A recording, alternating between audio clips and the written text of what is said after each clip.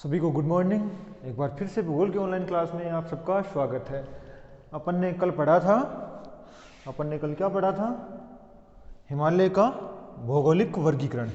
हिमालय का भौगोलिक वर्गीकरण हमने पढ़ लिया था। अब आज अपन पढ़ेंगे हिमालय का प्रादेशिक वर्गीकरण। हिमालय का प्रादेशिक वर्गीकरण। हिमालय को भौगोलिक वर्गीकरण में अपन ने हिमालय को कितने भागों में बांटा? 4 भागों में। और हिमालय का प्रादेशिक वर्गीकरण को भी 4 ही भागों में बांटा गया है। आज अपन पढ़ेंगे प्रादेशिक वर्गीकरण। तो इसमें सबसे पहले लिखो आप, सिडनी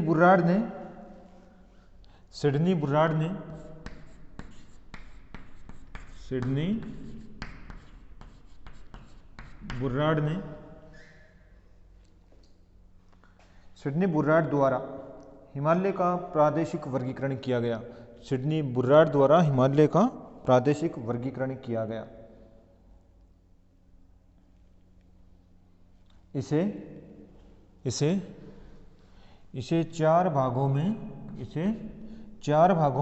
बांटा गया।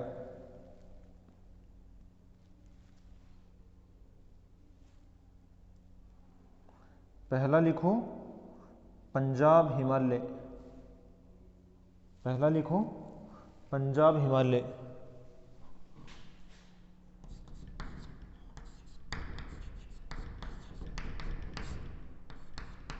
पंजाब और ये फैला है 560 किलोमीटर में। पहला लिखो पंजाब हिमालय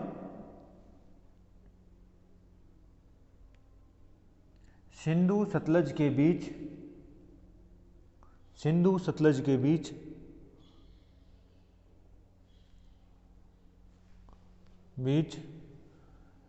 जम्मू कश्मीर,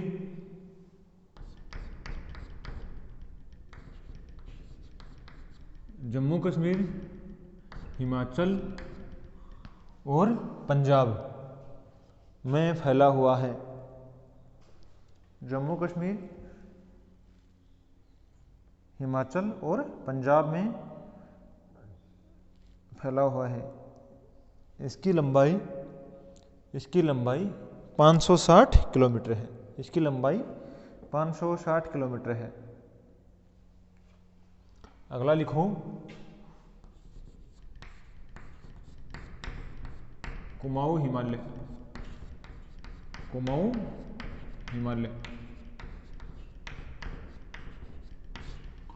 अगला कुमाऊं हिमालय। इसमें आप लिखो सतलज से काली नदी तक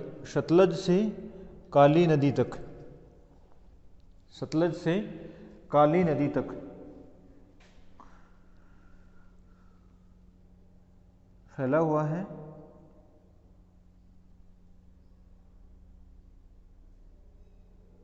क्वेश्चन में लिखो उत्तराखंड। ये सिर्फ और सिर्फ उत्तराखंड में फैला हुआ है। और इसकी लंबाई 320 किलोमीटर है। अगला लिखो नेपाल हिमालय।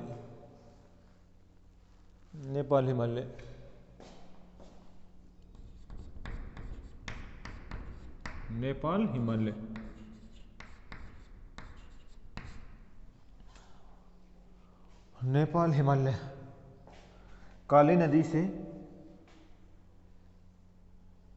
तीस्ता नदी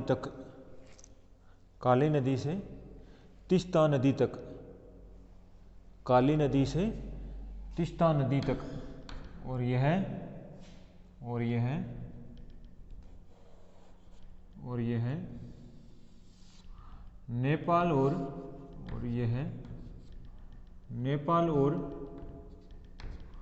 नेपाल और सिक्किम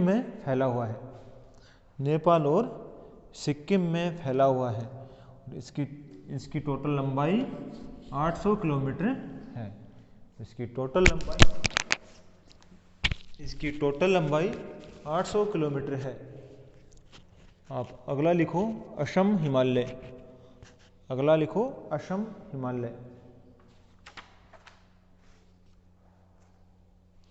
असम हिमालय, असम हिमालय, असम हिमालय तीस्ता नदी से ब्रह्मपुत्र नदी तक फैला हुआ है। असम हिमालय तीस्ता नदी से ब्रह्मपुत्र नदी तक फैला हुआ है। यह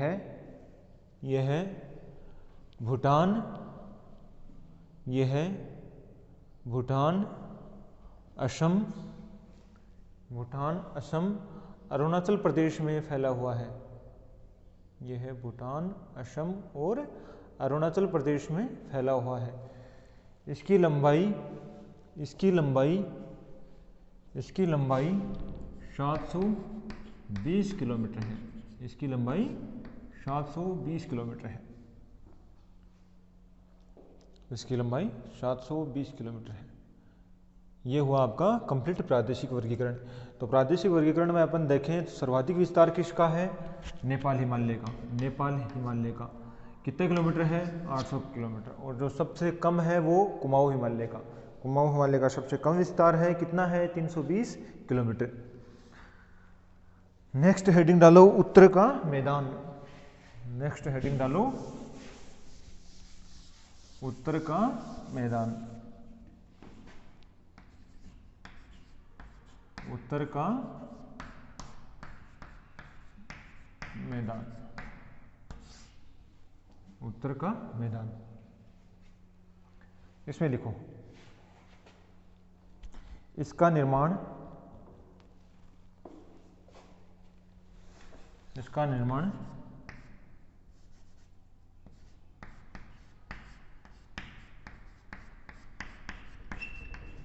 इसका निर्माण प्लेस्टोसीन व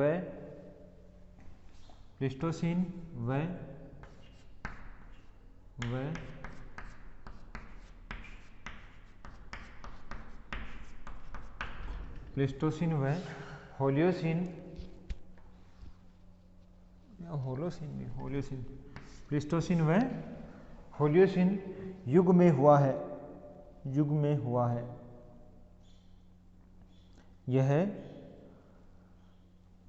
यह भारत का सबसे नवीनतम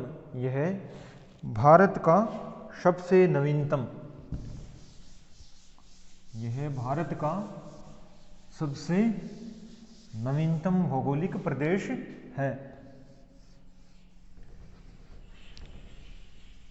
यह भारत का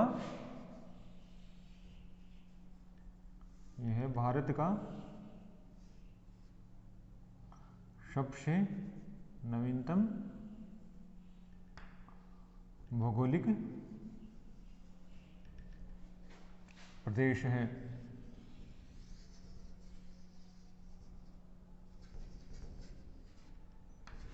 सबसे नवीनतम भौगोलिक प्रदेश है।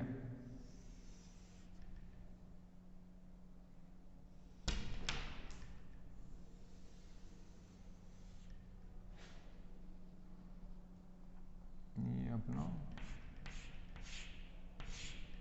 डायग्राम पहले का बनाया हुआ है, जैसे पीछे वाले वीडियो में, उसमें देख लेना। ये एक बार सिर्फ हल्का सा बनाया है समझने के लिए। ये अपना उत्तर का मैदान। वो पहले वाला पूरा एक साथ बनाना है डायग्राम, जो एक साथ बनाया हुआ पिछले लेक्चर में। श्वेस के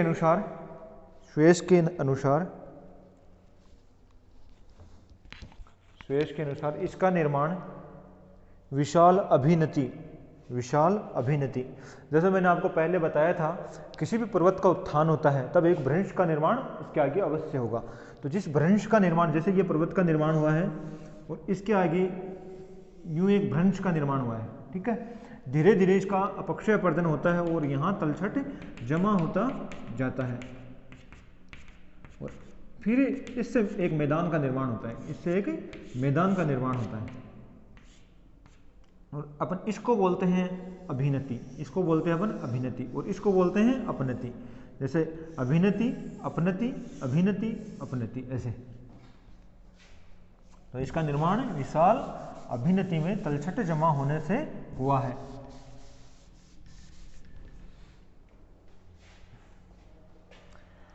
सिडनी बुराड के अनुसार इसका निर्माण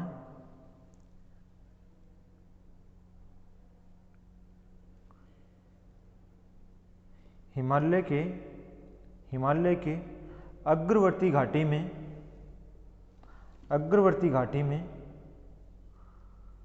भ्रंश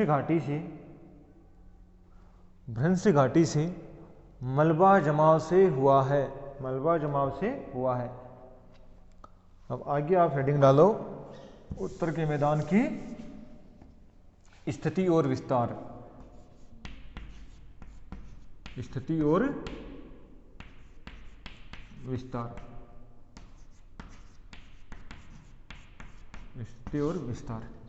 इसमें लिखो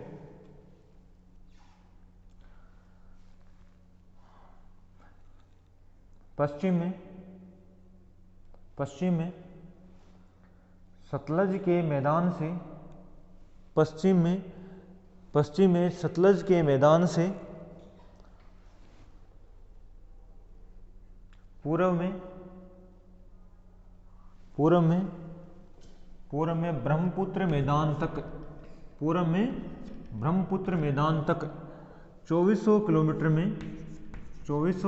में फैला हुआ है। इसकी लंबाई भी हिमालय की भांति 2400 किलोमीटर है। इसका जो क्षेत्रफल है वो है 7 लाख वर्ग किलोमीटर। हिमालय का कितना था? 5 लाख। आगे लिखो, ब्रह्मपुत्र मैदान तक 2400 किलोमीटर तक फैला है, क्षेत्रफल 7 लाख वर्ग किलोमीटर।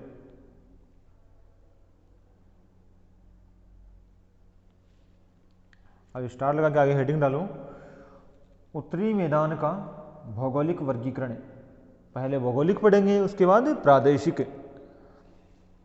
प्रादेशिक मतलब है किसी निश्चित प्रदेश का अध्ययन किया जाता है उसमें। उत्तरी मैदान का भौगोलिक वर्गीकरण। अब भौगोलिक दृष्टि से इसको कितने भागों में बांटा गया है? 4। इसको भी भौगोलिक दृष्टि से कितने भागों में बांटा गया है? 4।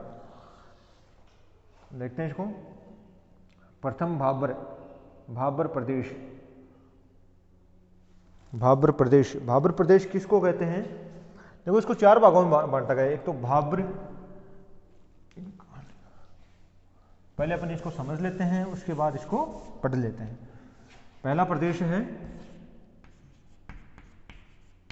भाबर, थोड़ा सा ऊपर, ये उत्तर का मैदान का हेडिंग आपने डाल लिया। पहला भाबर प्रदेश। सेकंड है अपना तराई प्रदेश। और थर्ड है बांगर। और फोर्थ है खाद्र प्रदेश। और देखो, भाबर प्रदेश किसे कहते हैं? हिमालय के अपक्षय प्रदन से जो कंकर पत्थर है या चट्टाने वगैरह है वो टूटती, जैसे ये हिमालय है अपना, इससे अपक्षय प्रदन तो होता रहता है, और इससे जो चट्टाने वगैरह हैं, कंकर पत्थर वगैरह हैं, जो धीरे धीरे नीचे आते रहते हैं और इसके आगे यूं अभिनति में यूं जमते रहते हैं यहाँ ऐसे, और ये लगभग 8 से 16 किलोमीटर तक यूं जमा हो जाते हैं यूं।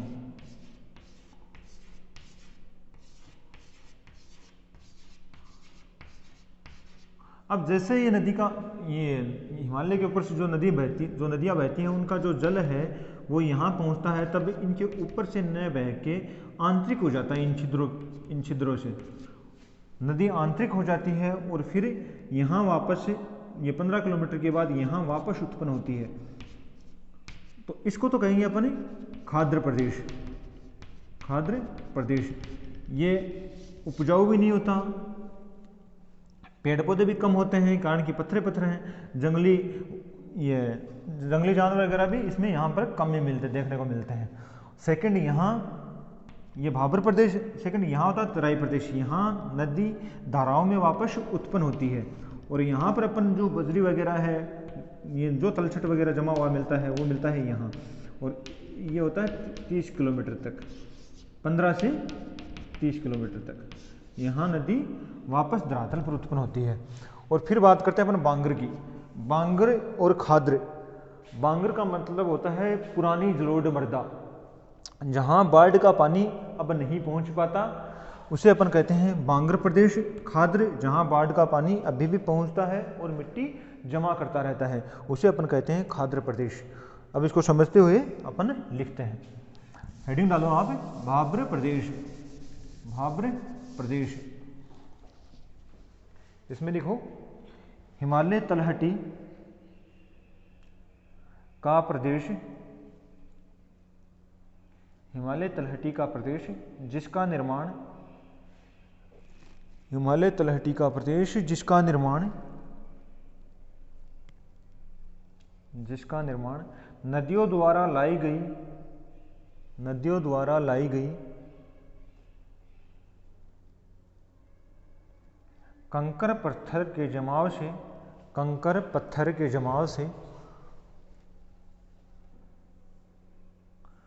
जलोढ़ पंख, जलोढ़ पंख जलोढ़ शंकु के रूप में हुआ है, जलोढ़ पंख जलोढ़ शंकु के रूप में हुआ है।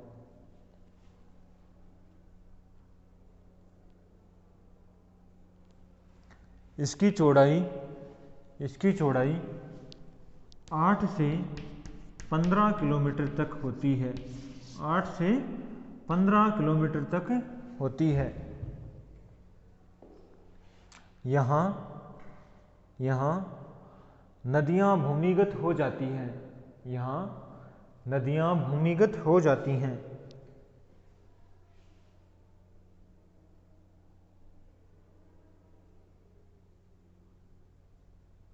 यह कृषि की दृष्टि से, यह कृषि की दृष्टि से पूर्णतः अनुपयुक्त है, यह कृषि की दृष्टि से पूर्णतः अनुपयुक्त है। नेक्स्ट हेडिंग डालो तराई प्रदेश। नेक्स्ट तराई प्रदेश,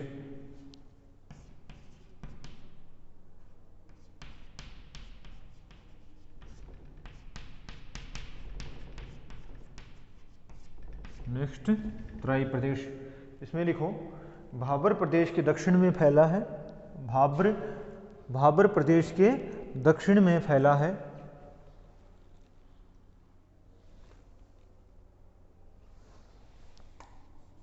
भाबर प्रदेश के, भाबर प्रदेश के दक्षिण में फैला है, जहां नदियों द्वारा, जहां नदियों द्वारा बारीक रेत, बारीक रेत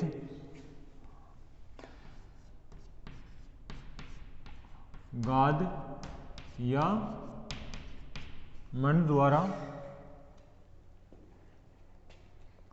बारीक रेत गाद मंड के जमाव से दलदली क्षेत्र बन जाता है, दलदली क्षेत्र बन जाता है।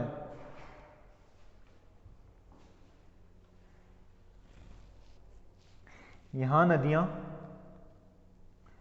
नदियाँ कई छोटी छोटी धाराओं में, यहाँ नदियाँ कई छोटी छोटी धाराओं में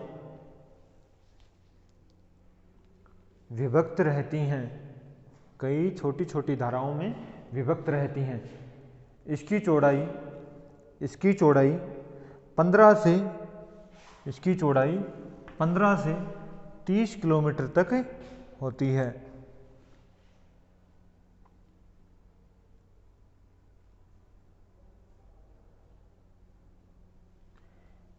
ये क्षेत्र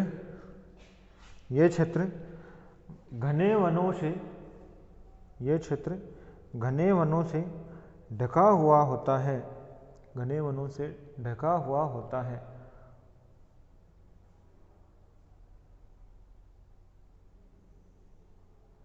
वर्तमान समय में वर्तमान समय में वर्तमान समय में इस क्षेत्र को वर्तमान समय में इस क्षेत्र को वृक्षों को काटकर कृषि योग्य बनाया जा रहा है। कृषि योग्य बनाया जा रहा है।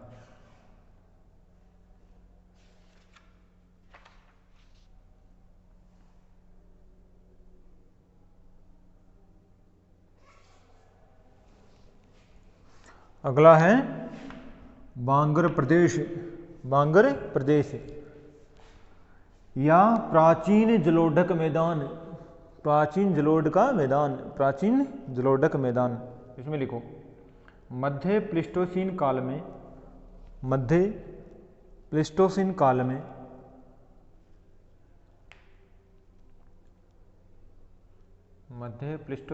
में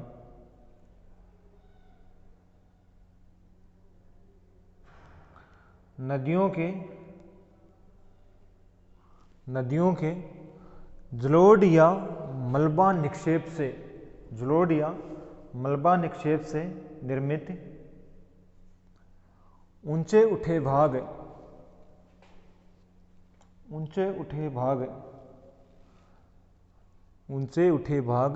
जहां बाढ़ का पानी नहीं पहुंचता है, इस भाग में कहीं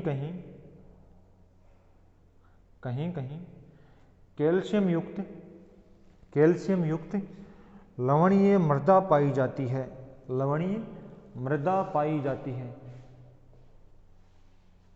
जिसे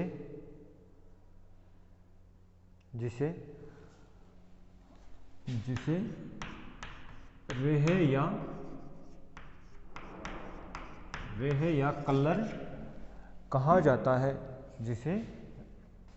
या कल्लर कहा जाता है। अगला हेडिंग डालो खाद्य प्रदेश। अगला हेडिंग खाद्य प्रदेश। खाद्य प्रदेश ये होते हैं नवीन जलोढ़क मैदान।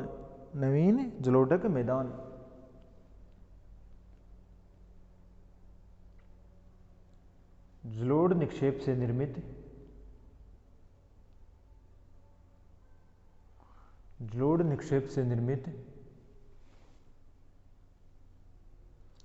नीचे भाग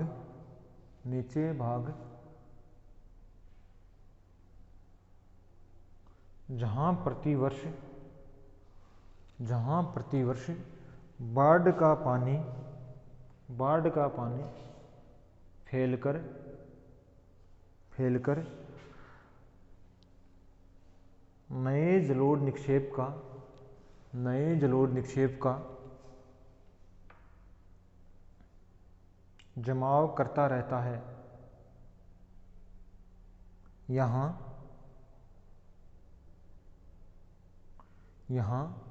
सर्वाधिक उपजाऊ भूमि व भूमिगत जल के प्रचुर भंडार पाए जाते हैं या मिलते हैं।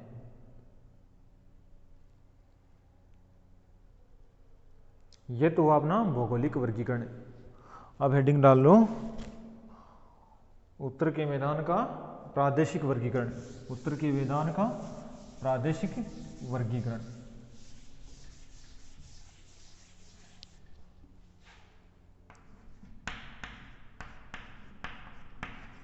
प्रादेशिक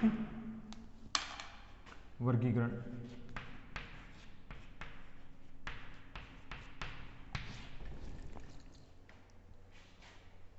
और इसमें पहला लिखो पंजाब हरियाणा का मैदान। इसमें लिखो पंजाब हरियाणा का मैदान।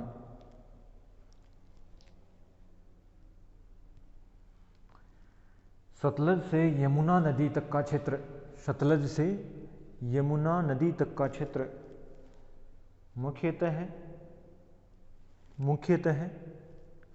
मुख्यतः यह यह बांगर भूमि से निर्मित है। मुख्यतः यह बांगर भूमि से निर्मित है।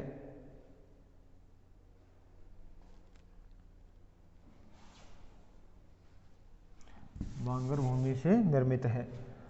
इसमें ये कुछ शब्द हैं वो लिख लो, पूछते हैं ये शब्द। पहला है बेट,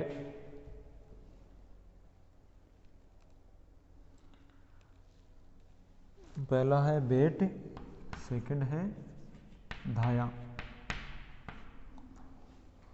तो बेट में लिखो निम्न भूमि क्षेत्र, निम्न भूमि क्षेत्र कोष्ठक में लिख लो खाद्र भूमि, खाद्र भूमि, खाद्र भूमि, निम्न भूमि क्षेत्र खाद्र भूमि।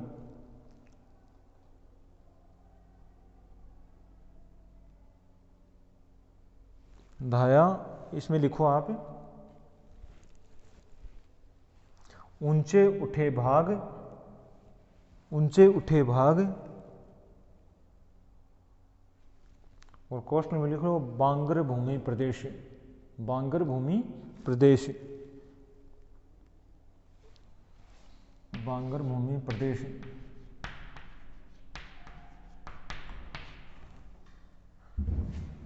तो पंजाब में खाद्र भूमि होती है उसको बेट के नाम से जाना जाता है, और पंजाब में जो ऊंची उठी हुई भाग होती है बांगर भूमि उसको अपन धाया नाम से जानते हैं पंजाब में।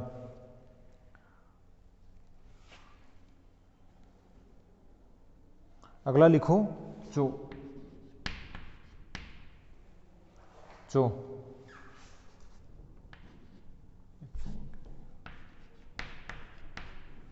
चो।